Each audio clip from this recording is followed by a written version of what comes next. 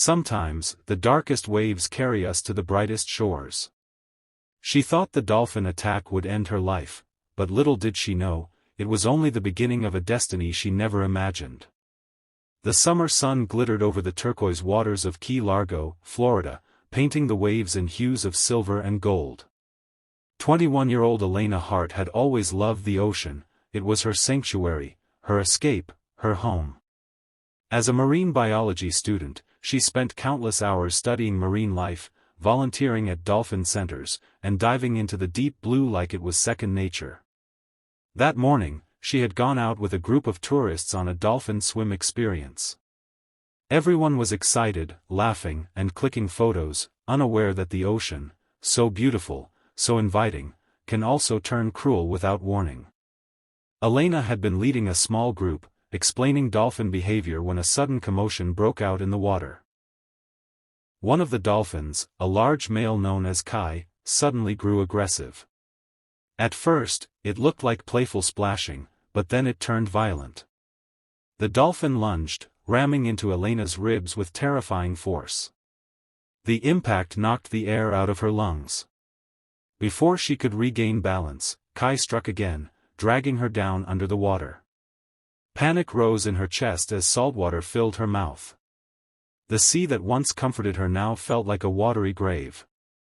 She thrashed, trying to break free, but the dolphin's weight was crushing. She could feel her body screaming for air.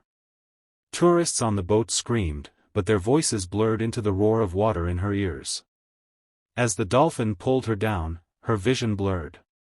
She thought of her mother, her father, her younger brother waiting for her to come home. Is this how it ends? She thought. Just as her world went black, something miraculous happened. Another dolphin appeared, pushing her upward with gentle but firm nudges. The surface broke, and air flooded her lungs like fire. She coughed, gasped, clung desperately to the life that was slipping away. Crew members dove in, pulling her onto the boat. Blood trickled down her leg where the dolphin's teeth had grazed her skin. Her ribs throbbed with pain, her body trembling. The sea looked calm again, but Elena knew nothing would ever be the same. That day, she thought she had lost her love for the ocean forever. But what she didn't know was that this attack was not her ending, it was the strange, twisted beginning of a new life. Hospital lights replaced the sunlight she loved.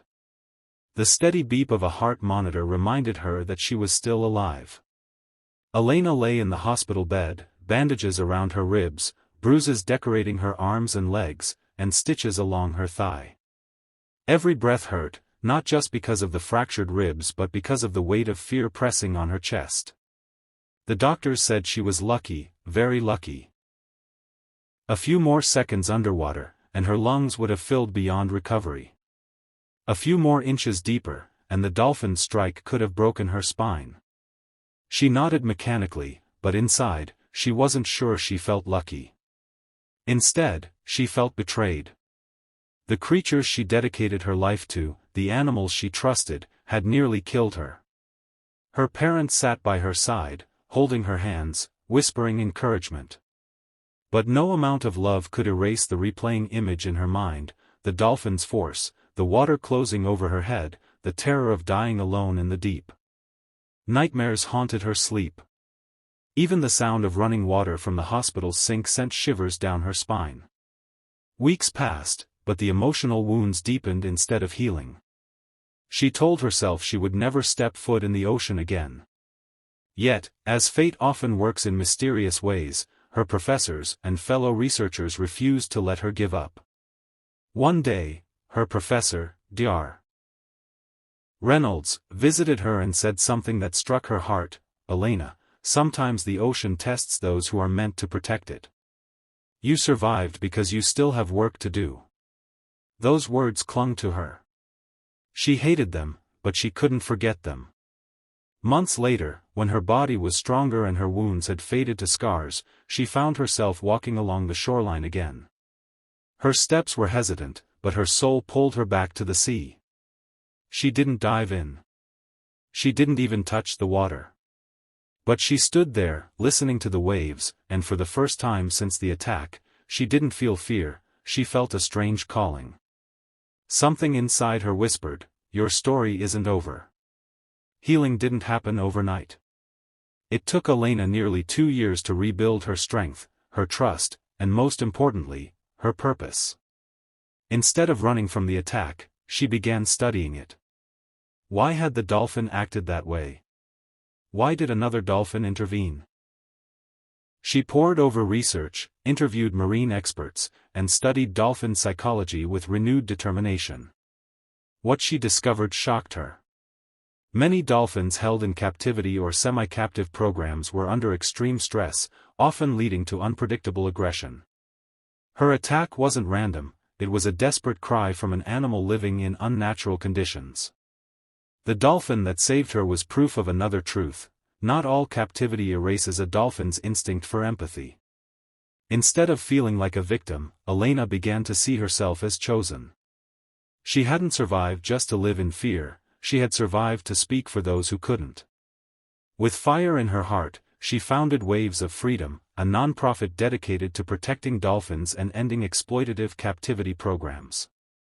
At first, people mocked her. Some said she was exaggerating. Others accused her of being ungrateful, since the dolphin industry had once been her passion. But Elena didn't back down. She began sharing her story at universities, marine conferences, and even on television. She held up her scars, not as marks of tragedy but as proof of truth. Slowly, people listened.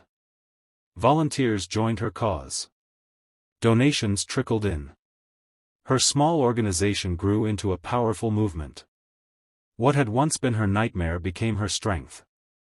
She turned her pain into advocacy, her trauma into transformation. The girl who once thought the ocean had betrayed her was now its fiercest defender. And in saving the dolphins, she began to save herself. Years later, Elena stood at the edge of the same waters that nearly took her life. But this time, she wasn't a victim, and she wasn't afraid. She was a leader, a voice, a protector. Her nonprofit had grown internationally, rescuing dolphins from abuse and rehabilitating them into sanctuaries where they could live freely. Documentaries were made about her journey. Children wrote her letters, saying she inspired them to care about the ocean. She had gone from a broken young woman to a symbol of resilience and hope. But the most powerful moment came when she returned to Key Largo for the first time since the attack. With trembling hands, she stepped into the water. Around her, dolphins swam, wild, free, and unchained. For a moment, fear pricked her chest, but then one dolphin approached. It swam close, circling her gently, brushing against her hand. Her eyes filled with tears. She whispered, "Thank you." Whether it was the same dolphin that had saved her years ago, she never knew. But it didn't matter.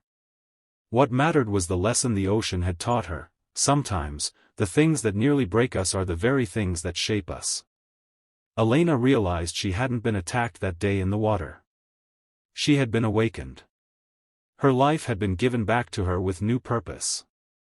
She once thought the dolphin attack would end her, but it gave her a new life. A life not just for herself, but for the countless souls, human and animal, who now lived freer because she chose to fight. And as the waves kissed her feet that day, Elena smiled, knowing she had finally come full circle. Her story reminds us that sometimes what looks like an ending is only the beginning of a greater purpose. If this journey touched your heart, share it with someone who needs hope today. Don't forget to like, comment, and subscribe to Kindness Vibes, because every story of resilience deserves to be heard, and together, we can spread waves of kindness across the world.